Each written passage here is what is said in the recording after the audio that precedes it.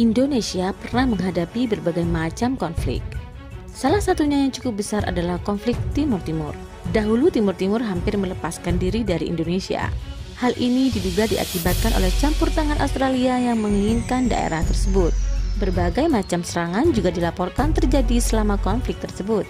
Bagaimana tidak, negeri kanguru itu mulai ikut campur dengan mengirimkan pasukannya melalui resolusi PBB yang tergabung dalam misi multinasional International Force for East Timor.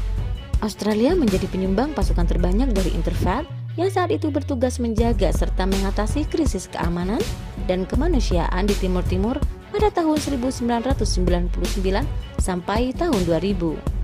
Pesawat tempur Angkatan Udara Amerika Serikat pernah dibuat panik dan ketakutan oleh kapal selam Indonesia. Asal tahu saja, di sana juga ada pasukan TNI yang bisa saja sewaktu-waktu terjadi singgungan dengan Interfath jika tak ada koordinasi dalam menjalankan tugas masing-masing. Itu baru aspek di darat, sedangkan di laut beda lagi ceritanya. Saat itu salah satu kapal selam milik Indonesia tipe U-209 buatan Jerman sedang melaksanakan patroli di Laut Timur. Namun awak sonar KS memergoki noise suara baling-baling kapal asing bergerak mendekat ke arah timur-timur.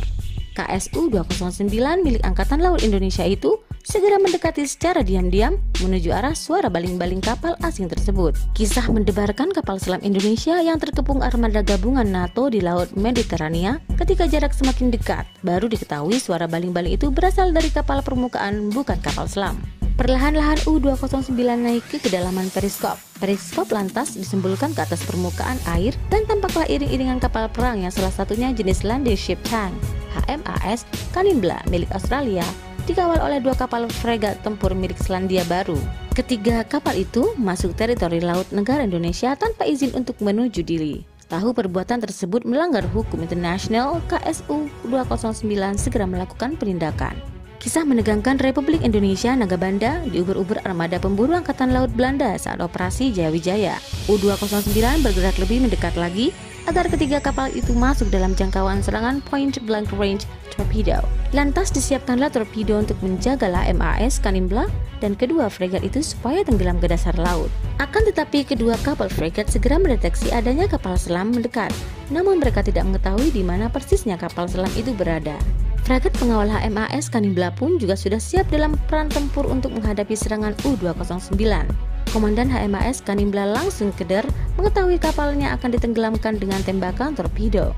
Ia segera menjalin komunikasi kepada pemerintah Australia atas kejadian menegangkan yang sedang dialami mereka. Mengetahui hal itu, Canberra segera mengontak Jakarta agar menetralisir keadaan di Laut Timur itu dan meminta izin berlayar menuju Dili bagi ketiga kapal perang tersebut.